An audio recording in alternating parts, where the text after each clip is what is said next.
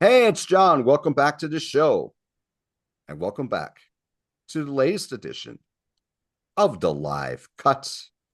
The premise of this series is to talk about live albums that don't get enough love or recognition. My guest today, you no doubt know from other shows that he has done with me on John the Music Nut. We have done many shows together on Grant's Rock Warehouse. My friend and yours, Mr. Byron, BM Boldt. Welcome back to my show. Good to be here, John. Great to have you here, Byron.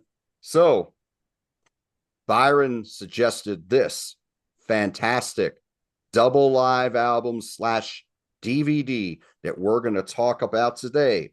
This is Gov't Mule, The Deepest End, live in concerts.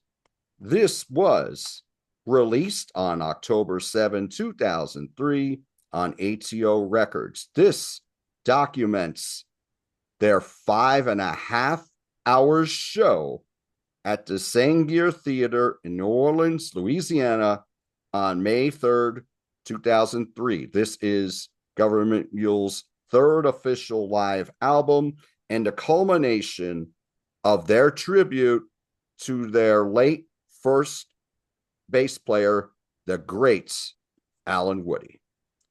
Who played on this album? I hope you have a little time. So, the main band at this point, we have Warren Haynes on vocals and guitar, Matt Apps on drums, Danny Lewis on keyboards. This is Danny Lewis's first album where he appeared as a member of Gov't Mule. Warren, Matt, and Danny are still there.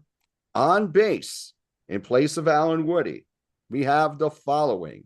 If you follow this show and if you're big into music, these names will sound very familiar to you. Jack Cassidy, Les Claypool, Roger Glover, Mike Gordon, Paul Jackson, Conrad Lozano, Will Lee, Jason Newsted, George Porter Jr., Greg Razab, Dave Schools, Rob Wasserman, Victor Wooten. Special guest on this album are Carl Denson, the Dirty Dozen Brass Band Horns, Bella Fleck, David Hidalgo, Sonny Landreth, Ivan Neville, Fred Wesley, and Bernie Worrell. We have 2 CDs and a DVD here. A lot of the songs on the DVD were not on the CD. We don't get the whole 5.5 hour show. We have 6 hours and 4 minutes of music. Some of the songs repeat on the CD and DVD, others do not. So, Byron, now that I said a mouthful, when did you first get into Gov't Mule's music?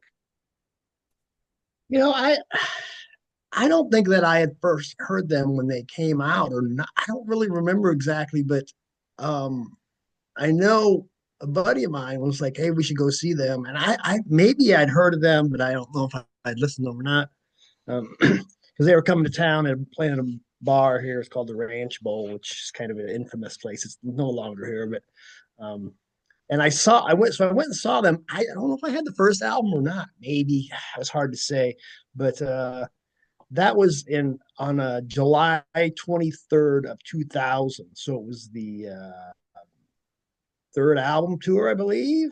That would be the third And album tour. Yep. and Alan Woody died August 22nd, so he died like Oh, just a month later than that. So I saw him like a month before he died. I also got to see him April 25th, 2007. Um, I don't remember who was playing in the band at that point. I'm sure we can all. Danny Lewis was, of course, he was the keyboard. So I don't remember who the bass player was exactly at that time. That was a good tour. But those are the only 2 times I've actually seen him. I probably should have seen him once or twice more since then, but I just haven't made it. But yeah, once I saw him that first time, I was sold, and started picking up stuff here and there. And I'm still missing a few things, but who hasn't? Especially the later stuff. I don't have any of the newer stuff. So I'm in the same boat as you as far as the later stuff. Unfortunately, I didn't get to see Alan Woody live. I didn't see Gov't Mule live until 2006. Now, at this point, I was a huge Allman Brothers Band fan, and they opened for the Allman Brothers Band that night, and Warren Haynes did double duty because he played with Gov't Mule and played with the Allman Brothers. I didn't own the first album. I did have downloads of Dose, which is the second album here, and Life Before Insanity, the third album here. I found this very cheap about a year or two ago, so I picked it up. After I saw them live the first time, I downloaded from eMusic, where I paid for the downloads, the Deja Vu Voodoo album from 2004 and High and Mighty from 2006. After that, I saw Gov't Mule 4 more times.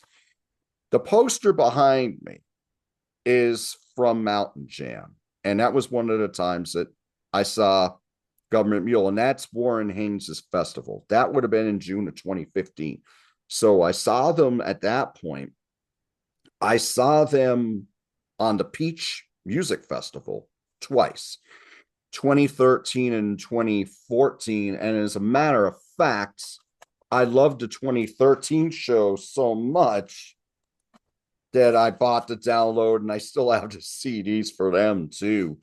And that show was magnificent. And by that point, I think they were pushing the Shout album. Then that was the album where it was 2 discs.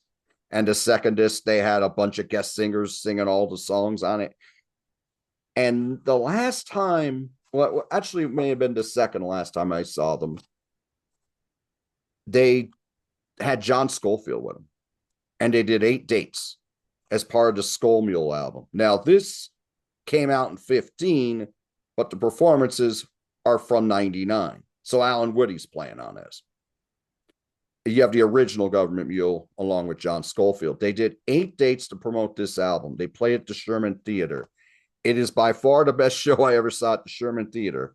It is also by far the most people I've seen in the Sherman Theatre. They oversold the venue to the point where they had to send us upstairs in the VIP section because we were just squashed in like sardines. However, they played 3 hours that night, and it was absolutely insane.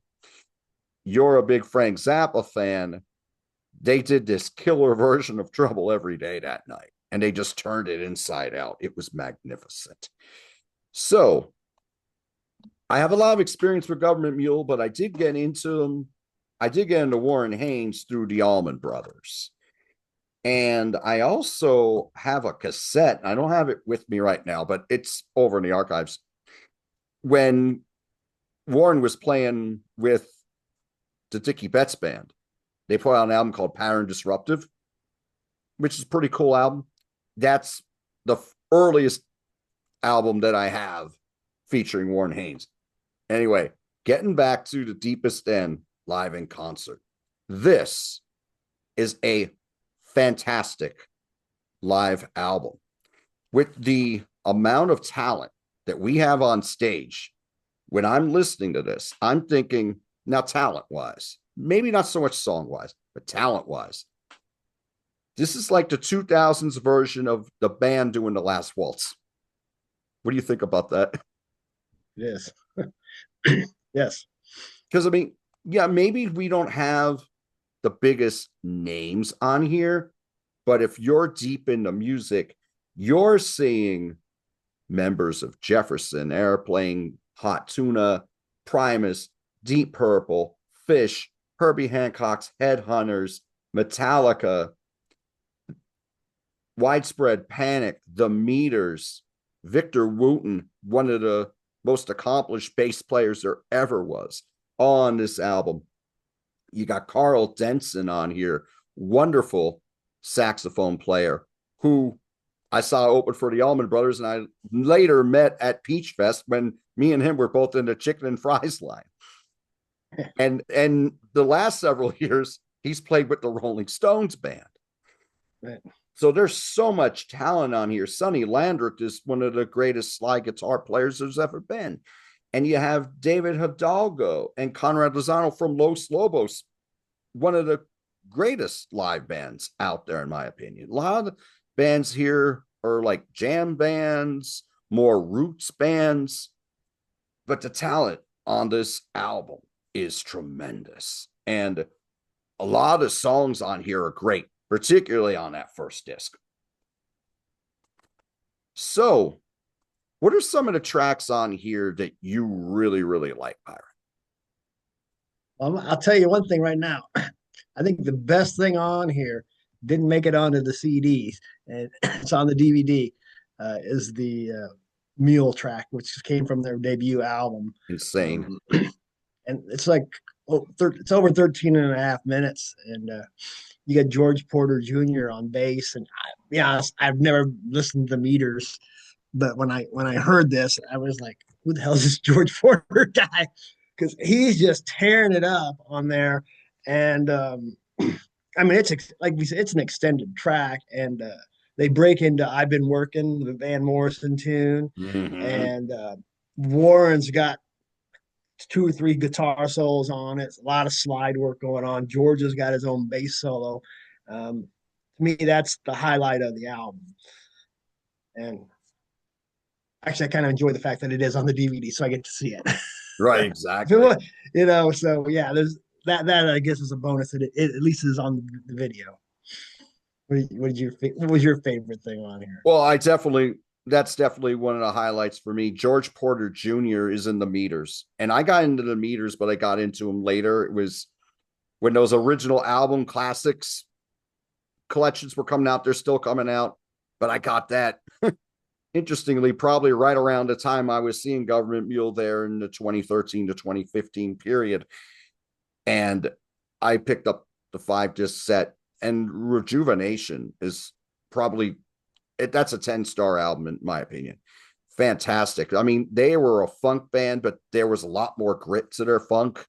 So I was familiar with George Porter Jr. Interestingly, I just saw George Porter Jr. He opened for the Black Crowes 2 months ago. Really? Yeah. And he had his band and they kicked ass. He's sitting down now because he's 80 years old or around there. And they came out and they played a kick-ass 50-minute set. Most of the people didn't know them. I knew the Meter songs they were playing, but they were doing a lot of other stuff they didn't know, but they kicked ass.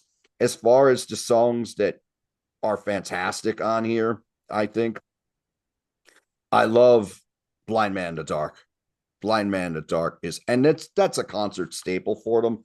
That is a wicked version of that.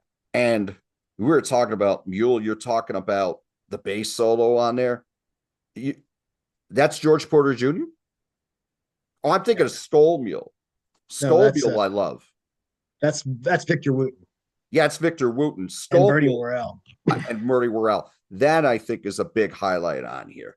That That's kick, more of a jazz track too, so it is. it That suited.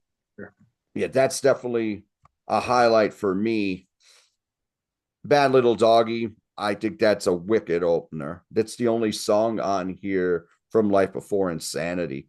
Most of the songs on this album are from the Dose album. We got a heavy dose of Dose, no pun intended, and the Deep End Volume 1 and 2 albums, which were the studio albums they recorded as a tribute to Alan Woody. And they had a ton of bass players in his place on there. So I think that Skull Mule, I think, is absolutely wonderful on here. Beautifully Broken, I think, is excellent. Okay, yeah. I want to talk about that one too. Well, yeah, they got because, and as many of you, I learned this later when I got to see them live at the first time at Peach Fest. This is more of a reggae feel, but they, what the band do in this song is they put in the lyrics to Prince's "When Doves Cry." But it only sounds like Prince lyrically, but that's a lyric that if you were coming of age at that point, or you were an adult at that point, you were heavy into music, it had one of the most memorable lyrics for a pop song. And I think that works very seamless on here. It's a mellower track, but it's very, very memorable, not just because of the Prince lyric to Doves When Doves Cry on it. It's the intro. It's just Warren strumming some chords, singing by himself. the When Doves Cry, and it's very subdued and setting this mood, and then it just transitions right into Beautifully Broken, which has that same feel. Like I said, it does kind of have a little bit of a reggae thing at times. Um, Definitely. they break back into the When Doves Cry again later on, but Warren's got this really powerful guitar solo in it, which I can say that on most of the songs on here. You know, his guitar soloing is so good and emotional and powerful.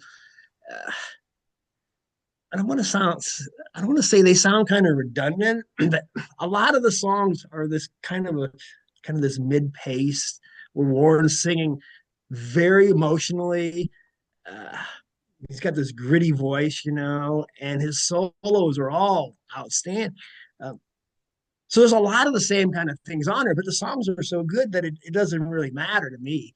Um, but they do speed it up some and they slow it down. But a lot of the stuff has got this kind of mid-tempo feel. But like, in this case, it's a very slow track. And one of the standouts on here, like you said. This too is very mid-tempo. It's either bluesy or it's very, very mid-tempo. Like this one, more often than not, hits very, very hard. I was talking about Bad Little Doggy and Blind Man in the Dark. Fool's Moon really hits hard too, as does Skull Mule.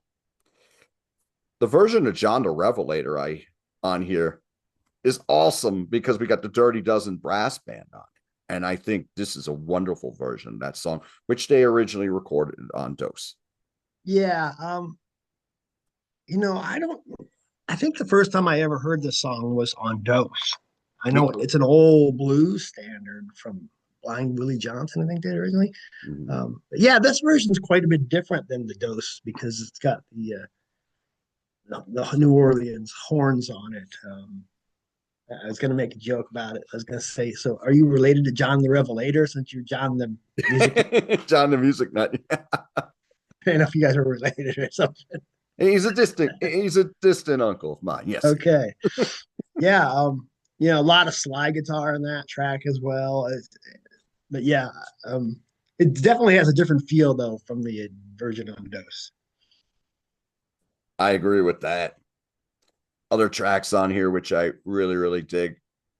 Which Way Do We Run? I think is another strong track. That was one of the songs that was originally on Deep End Volume 2. Deep End Volume 2, I think a lot of the songs on here are more mid-tempo, but I think Which Way Do We Run has a lot of passion, a lot of fire to it. I really love Warren's vocal performance on this one. I think this is a kick-ass track as well. And I also love the version of Soul Shine, which closes the album. This is one that Warren brought to the Allman Brothers Band. Yeah, back when we were doing, I don't know, on Grant's channel, it might have been 1994 or three. I don't remember. I picked the Allman Brothers version of Soul Shine as one of my top 10 songs. Although I do prefer here, I prefer it when Warren sings it. So I think I prefer a Gov't Mule version. I love that song, really do. And they do it a lot of different ways, you know, depending on the show. And I think they've recorded it probably 4 or 5 times on some of their bigger live albums. Or isn't there two versions of it? I thought I wrote maybe. There's two versions of Soulshine on Deep End Volume 1. Yeah. So they've recorded it a few times. But yeah, I like this version. It's got a lot of electric piano on it. What I like about it. And it's just a song of hope and staying positive, you know, when life is a little hard. There's another version, I think, on the With a Little Help from Our Friends, where I think they bring out a female African singer to sing on that. I think that was that album. That was very different too than the version here because of the female vocalist. Yeah, and that album that you just talked about, just gonna grab it out of here so we don't have any glare. This is one of the With a Little Help from Our Friends albums. one of the many, many live albums that Gov't Mule has officially released, and you can also download all their live performances at their website. This is another one that I bought originally as a download, and then I found this very reasonable lately, so I just picked it up. But yes, that's a very strong version on With a Little Help from My Friends, as well as on here. And I, like you, I also prefer Warren's version, even though I heard Greg Allman singing it first. Exactly. And I do like, although what I will say about the original, I like when Warren sings those harmonies with Greg. I think that's what really steps the Allman Brothers version originally on the Where It All Begins album up a notch. That's definitely one of the highlights on that Where It All Begins album as well. I got to see that tour. Good show. Oh, nice. I saw that, and then I saw early 2000s with Derek Trucks was in the band. The last studio album had been out, but I don't remember how long. That was hitting a note. Yeah. Interestingly, even though they are still one of my favorite bands, the Allman Brothers band, I never caught them till that album. So I never saw them with Dickie Betts. I saw Dickie Betts' solo band later. I did too. Oh, yeah? Okay. 2010-ish, maybe plus or minus a couple It was years. 12. Yeah, me, it was 12. And I Might have remember been. it was funny when I went, and let's see if that happened with you. Did you notice the band was set up just like the Allman Brothers? I don't remember. Possibly. Well, I think I got a few pictures of that gig. they had two drummers, and they had the keyboardist look like a young Greg Allman, which was funny. He looked like 22-year-old Greg Allman on keyboards. But I think they played one Dickie Betts song to start the show off, and then after that, it was all Allman Brothers and a lot of instrumentals, a lot of stuff from Brothers and Sisters too. But that was a really cool show. But I never got to see them because by the time the Allmans started playing around here in the early 2000s, I think that's when they fired Dickie because of his substance abuse. Yeah, I never got to see them with the Allmans though. The DVD has a lot of songs on here that aren't on the CDs. To watch 13 of the 20 are not on CD, according to my notes. It's a lot of music, and most of them are extended tracks. Yes, they are. There's about 2 hours of stuff on the DVD that aren't on the CDs. So go ahead. To watch the DVD, it feels like a different show, but it isn't. But a lot of these songs, you think to yourself, I would rather have these on the CD, because second disc, I think, is a little too mid-tempo at times for me. All those songs are very good. I think you need to have some ebb and flow. And some of these songs are really hard-hitting. And yes, there are cover songs. I think I would have put on the second disc in replace of what was on there originally. One of which is Maybe I'm a Leo by Deep Purple. Yeah, that's a solid version. There's so many goddamn covers on this DVD. It's true. It's true because when you have all those guests there, or you got Roger Glover. Well, you got Roger Glover. You're going to play a Deep Purple song, right? Right. Yeah, but you have Black Sabbath covers on you. You have Cream covers. You have Jimi Hendrix covers. You have a Herbie Hancock cover in Chameleon, because you got the original bassist Paul Jackson Jr. who plays mind-blowing on this version. Yeah, well, you got this 12-minute version basically of Greasy Granny's Gopher Gravy with Les Claypool. which is very enjoyable. I'm not a Primus hater like some people are. I kind of dig them. They're a little weird times, but I can kind of dig it. Yeah, and just, the Voodoo Child, Not Slight Return with Jack Cassidy, who played on that originally with Hendrix. And that's over 14 and a half minutes, and they just Mhm. stretching stuff out and all these covers, and it's good. Good stuff. And on your way down, Alan Toussaint, Little Feat later made it famous on Dixie Chicken. Wonderful version of that as well. Really, really cool. And Thor's Shuffle ends the DVD. I would have loved that on the CD because you can't, I don't, when I hear a live album by Gov't Mule, I need to hear Thorazine Shuffle. That because that groove to me, I've seen them do 20-minute versions of that. And that groove is one of those grooves that can go on forever. That bass line is something that you can keep hearing and you can never get sick of. And you can always work off of that bass line with the drums and the guitar player and the keyboards in there. So I think And that's you got definitely you get the three bassists playing on that track too. Newstead, Porter, and Schools. I think they're all basically playing about the same thing, but yeah, it's a great groove to that track. Always like that. and interesting. Their styles, which in the original bands they play in, are totally different because you got a heavy metal bassist, you got a funk bassist, and you got a jam bassist in Dave Schools. Widespread Panic are wonderful band musically, kick-ass live band as well. Good stuff. What else would you Yeah, take from and I've the got a few songs here that we haven't talked about that I really dug quite a bit. that you'd put on to I see? like Patchwork Quilt, Yes. which is an original, but I was looking and I don't know that they've ever recorded that on any other album, studio albums.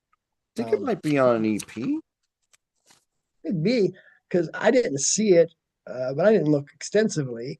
Uh, Very emotional, moving track that Warren wrote about Jerry Garcia Mm-hmm. and features Bela Fleck on the banjo. It's got this kind of bluegrassy feel to it, but it's not really a bluegrass tune. I like the way that sounds. Um, It's the next on. track, Lay of the Sunflowers, another one with Bela on it, Rob Wasserman. It's a really nice ballad with a banjo solo. You Mm-hmm. know, you mentioned Scomule. They have to do that one too, in my opinion. That's another one. It's That's another one they that's like have Thorazine Shuffle. You got to play it. got to. You Go ahead. mentioned you mentioned Patchwork Quilt. That was originally on Phil Lesh and Friends There and Back Again. Okay. And it's a song that I've seen him do live, and it's one that I've always enjoyed. I've always loved that mellow vibe of that song, and it's very, very memorable. Yes, but it wasn't originally on a Gov't Mule album. So, Another one, I Banks of the Deep End. I yes. really like that. Uh, like I said, once again, it's another emotional track. This one's about losing a friend. In this case, I think it's kind of like someone who drowns. Is what I'm not a big lyrics guy. But yeah, I I'm can not just sometimes at feel. times. I don't have to necessarily listen to the words that closely, but I get a feel for what's going on. And so yeah, it's about someone dying and it possibly related to it drowning. And I really like that track a lot too. So go ahead. Um, one other one I really want to talk about. I Shall Return. Nice. Yeah. Once again, this is a slow and emotional track about overcoming the struggles of life, and Warren's really putting it out there emotionally. Um, and you just got to hear that one. It just brings something out of you. Uh, he's really letting it all hang out. I dig that track a lot. I agree with that. And while I was saying that a lot of the songs on this two are too little low, I mean, too many in a row, I think I Shall Return works very, very well on this album for the reasons that you said.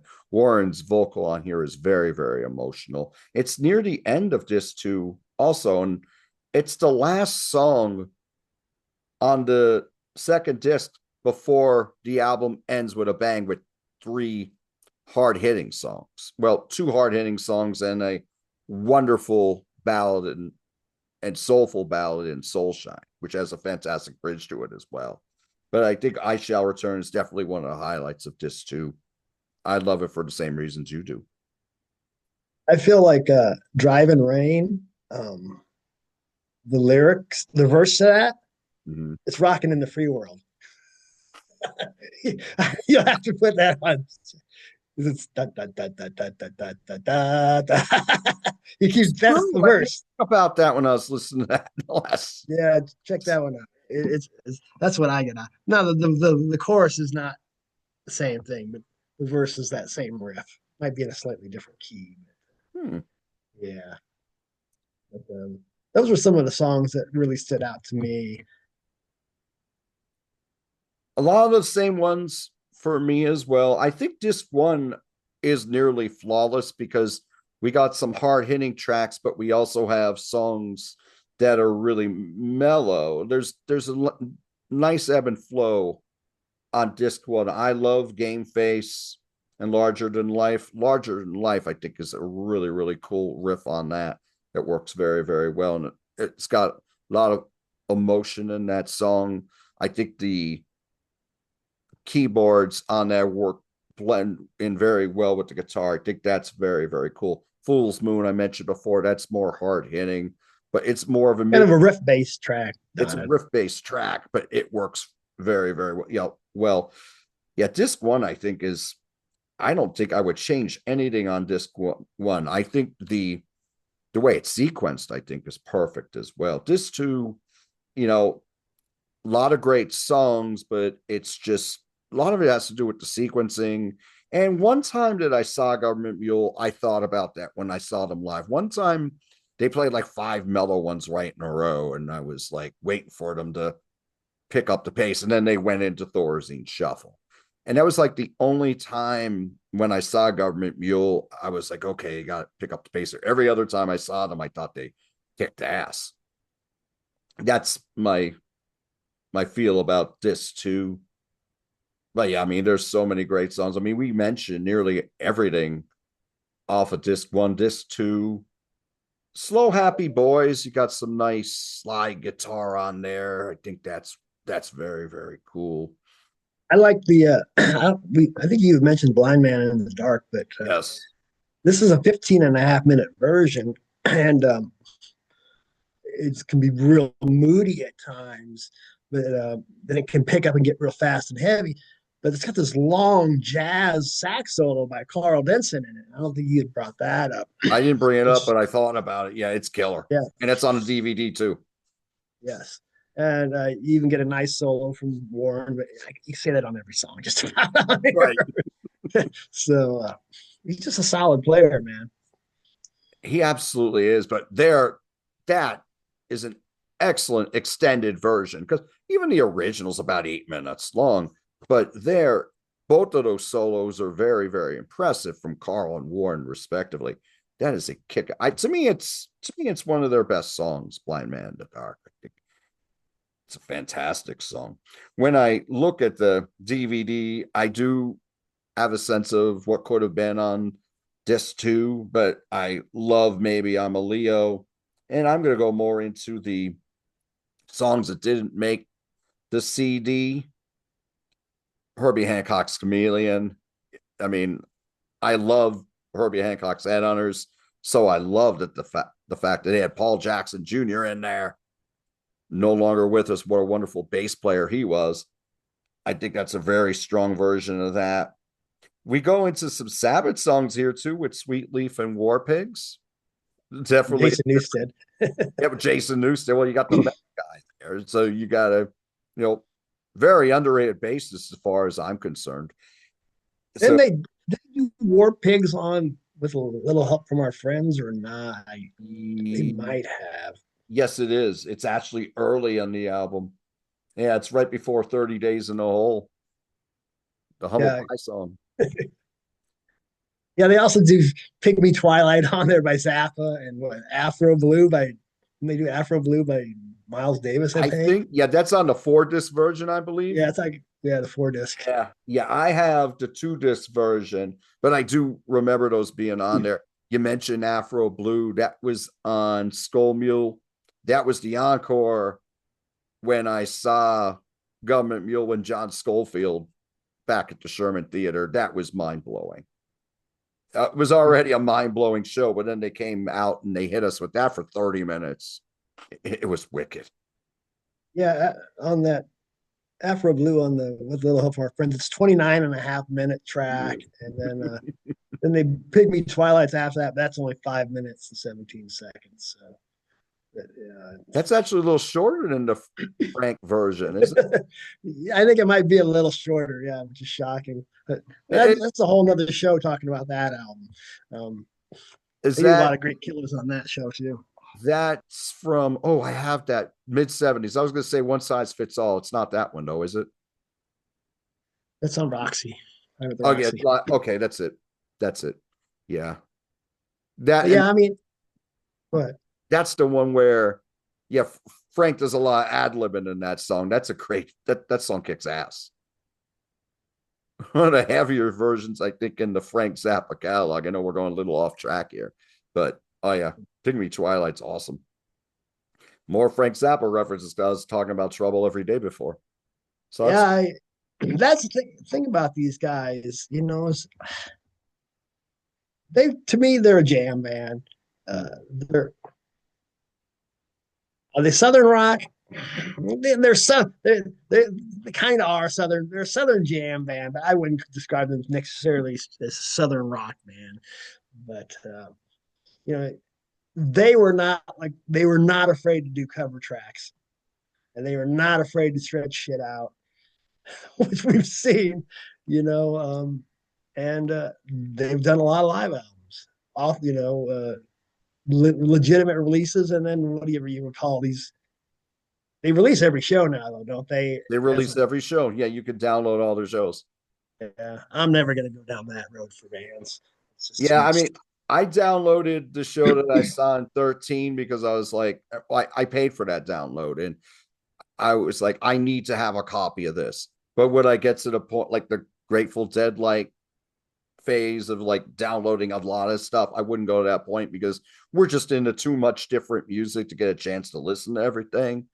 But I'm glad that I downloaded the show from when I saw them up at Montage in 13 for the Peach Fest. And that was my I'd like to first Peach see. Fest. You think they have the show from 2000 I saw? I wouldn't see why not. If you I go to should maybe look that one. mule.net, it might be there. And that was with, like I said, that was with Alan Woody, and they were still three-piece. Mm-hmm. So I mean, that's early Gov't Mule. Right. The third album had just come out. So, and the thing is, when they started out, they was like, oh, the power trio sounds coming back into the 90s. That's more late 60s, early 70s. We had some trios since then, but that power trio sound, we're getting that back with Gov't Mule. But there was layers to them musically that you didn't get with a lot of those classic power trio bands. Like Cream, I know, had dimensions to them, but it was more about the jam when you'd see them live. These guys jam, but I think it's more about the song live too. I mean, it depends on the night. Yeah. I was never a huge fan of Cream live stuff, to be honest with you. Okay. It was just them just going off, it seemed like. And it didn't do a lot for me, but I'd rather listen to these guys stretching it out and just throwing in some weird cover songs once in a while. I mean, you got to give them credit for their taste covers too. I mean, they run the gamut. I mean, they'll play a cover of anything. I mean, usually they're out in left field are these cover songs. They're not playing your traditional ones. If you look at Wilt with a little help from our friends, they're doing Sad and Deep as You. That's Dave. Yes. Yeah, they're going deep. Yeah. Cortez the Killer, that's Neil Young and Crazy Horse.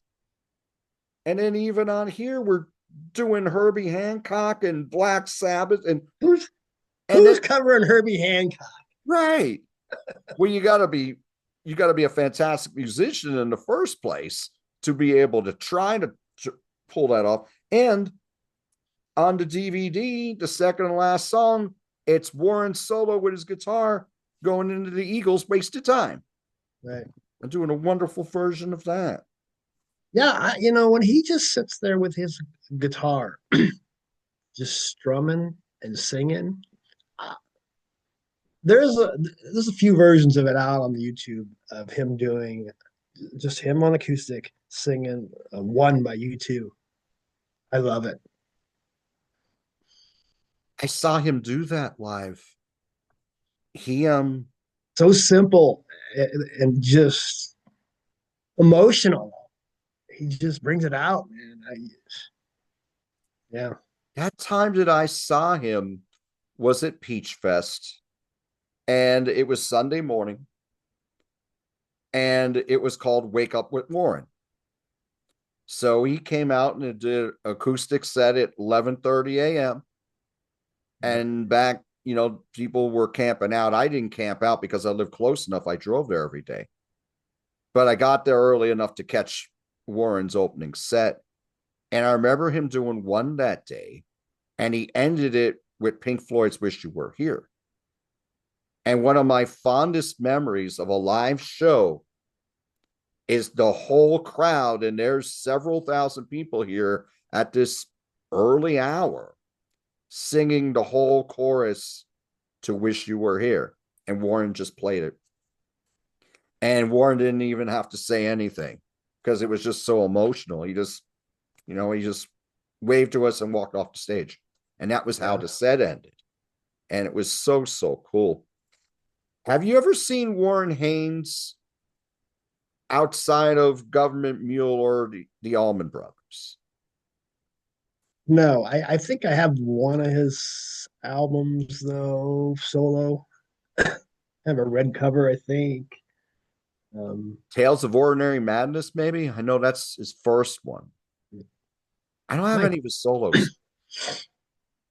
A guy I know, a guy I know, he's a big metal guy. Oh, he's a big music guy. Right. He said, and he's got a lot of stories, but he says that he went to junior high and he knows her. He knows his Warren's wife from junior high school. Nice. And I think they're still in touch. I have to follow up with him on that sometime. We ever come to town, maybe he can hook me up or something, backstage or something. So I always said about Warren that he's one of these musicians who plays every festival, like back in the day. I don't know, maybe not so much now because he's getting older now, but I used to always joke that he didn't have a home. They would just put a cot for him backstage wherever he was going to play because he was always on the road. And while, he still put out a good amount of albums, but he was always out there in the 2010s. I was asking if you had seen Warren outside of Gov't Mule or the Allman Brothers Band. I mentioned that I saw him do a solo set. I saw him play with Railroad Earth a couple times too. That was a mind-blowing set, those shows as well. I think he made an album with Railroad Earth, I believe, in the mid-2010s. I should have picked it up. Maybe I could probably still find it. But I remember they played up at Penn's Peak, and yeah, excellent show. Have you ever listened to Railroad Earth or no? no. Okay. They're a jam band, but they definitely have more of a bluegrass feel to them. And they're really big here because they're from Jersey. So they have a very strong reputation as a live act. Like, it's funny, they'll go on festivals and they'll go on at like 3:00 in the afternoon because outside East Coast they're not very well known. But musically, they're like top notch. They've always had just this underground following, like more underground than Warren or Gov't Mule and all that. But I saw them with them and excellent. And they're coming around. I was talking to Byron about this before we hit the record buttons today. The Warren Haynes band is coming back in 2026 and they're going to be playing a local venue. So I'm definitely going to go see that. It'll be nice to get back more reacquainted with Warren's music and definitely the newer stuff that I haven't really gotten deep into. But like 2000s, 2010s, I was so big into this band. So, Byron, how would you rank the Deepest End live in concert on a scale of 1 to 10? I didn't. I wasn't expecting that question. Ah, I should have been, but I wasn't. I always ask this Oh question. my God! Am I including the video as well? How about What the a hell? Oh, ranking of back. both? Because I think I know where we're going with the DVD. I'm gonna go an eight on the CDs and a 9 on the DVDs. Okay. DVD. I'm gonna go not I tend to rank higher. I'm gonna go 9 to CDs and 9.5 on the DVD. The only thing, the first, if the second disc flowed like the first disc, I'd probably go 9.5. But I'm gonna go 9 on this. I think talent wise, it doesn't get better than this these days, particularly in the 2000s. I mentioned this is like the last waltz of the 2000s, and I really believe that because of all the talent that you have on stage here. So this is Gov't Mule, The Deepest End, live in concert. Have you listened to this album or watched the DVD? And if you have, what do you think of them? Have you seen Gov't Mule live? Do you have any of Gov't Mule's studio albums? They have quite a few studio albums at this point. Have you heard their live albums? Tons. And that's just the official ones, not the ones you can download at their website. What are your favorite songs by Gov't Mule? Have you seen them live? Do you only know Warren's work with the Allman Brothers Band? Have you seen any of his other projects when he played with the Dead after Jerry Garcia had passed away, or his collaboration with Railroad Earth? Please let us know in the comments what do you think of Gov't Mule and this wonderful album. Byron, thank you so much for joining me today and recommending this wonderful live album that doesn't get enough love or recognition. Gov't Mule, Deepest End, live in concert. So, what do you have coming up on Grant's Rock Warehouse? I wanted to add one quick thing for if Surely. you want to see the DVD, the show is on YouTube, people. So, Oh, um, yeah, I did see it on there. So you can get the whole 3 hour version or whatever the heck it is of the DVD on YouTube. Oh, one other thing, sure. have you seen the video of when there's some footage on YouTube of when Warren was with that country guy way back before Dickie Betts. I can't think of the guy's name. Uh, he sings a lot of songs that are really borderline. Whether When you say country, you know though, what I'm talking about? Old country guy who sings a lot of naughty songs. oh, David Allen Coe. Oh, Yes, yes, is it David Allen Coe? Okay. yes. There's video of him with David Allen Coe, uh, and they're like wearing shorts and cowboy boots. It's like early '80s or something. Oh, I It's gotta just kind check of that weird. out. Yeah, I you had need no to check that idea. out. Yeah, it's pretty weird to watch. But anyway, Like, but you're asked. I'm going to be record. Well, I think we're going. Well, this is probably not coming live for about a week or so, right? Or I don't know when you're going to release this. I'm actually thinking about putting this live out pretty soon because I have another show that I've scheduled for Saturday. So I'm thinking maybe I'll put this out tomorrow, which would be Okay, Monday, November 24th. I'm believing. Yeah, so let's put this. Yeah, I yeah, think I'm gonna put this bad boy out a little early. well, Tuesday I'm supposed to do our second uh, show in the Gary Moore series. Uh, Nice. that'll be live, and we're focusing. We already did the Skid Row era. We're going chronologically, Okay. and this time we're focusing from roughly 72 to 77, which is the Gary Moore band Grinding Stone album and the Nice. Coliseum 2 period. So we take it a few years at a time, grab 4 or 5 albums at a time and talk about each of them. So Excellent. that's my other guy, Gary Moore and Frank Zappas. I know those two. That's very, very true. Speaking of Frank Zappa, what's the next album that you're all going to touch on that series on Grant's Rock Warehouse? Um, According to my notes, that's going to be December 11th. So that's a Okay. couple more weeks, 2.5 weeks. Mm-hmm. We're going to do two albums. We're doing Ship Arriving Too Late to Save a Drowning Witch and The Man from Utopia. They're Oh, both pretty. nice. I I have, don't know if we're ever going to finish that series or we're just, I think at some point we're just going to say good enough. You know, well, yeah, I mean, if you go into the archival releases, you'll be doing this for the next 10 years. they come out, I think, faster than you can recover them at this point. Exactly. They Uh, do. I, I think we're definitely going to stop at when he died. Probably like uh, Civilization Phase 3. I don't even know if I want to talk about that album. I don't think it's that great, but we'll see.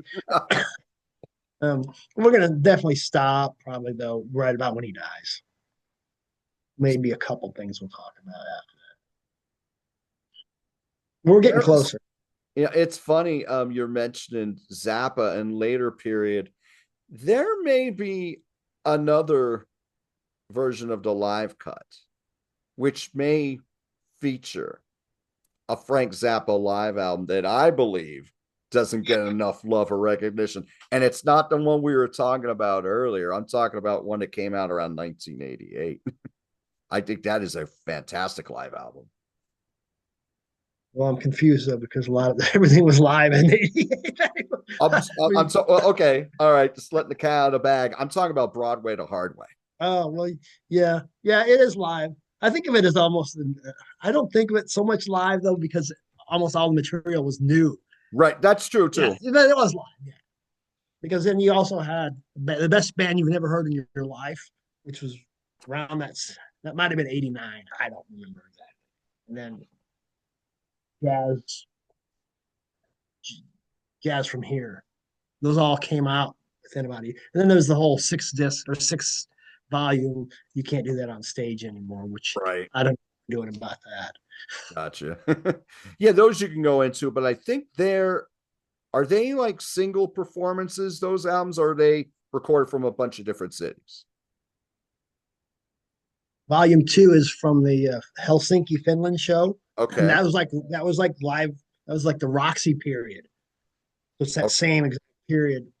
Everything else is just mishmashes of every tour he ever did. He'll just sequence things together randomly. And, I some have of it's incredible, some of it's eh. yeah, I have two of those. And I haven't listened to them in forever. Now I got to bring them out. Now that you brought them up. Yeah, I what I sold my what I've heard I've always enjoyed though, but Broadway to Hardway, yeah. I mean, to me that's it's like a musical, one of the most talented bands you've ever heard. It's the very best band you'd talented. ever heard of. Best band you ever heard in your life. And this is one of the greatest bands, greatest shows. Anybody who went to the show back in 2003, they have a night to remember here. If you were there in New Orleans in 2003, please let us know that in the comments as well. Thank you all so much for joining us today. Do what you love, and we'll talk to you soon.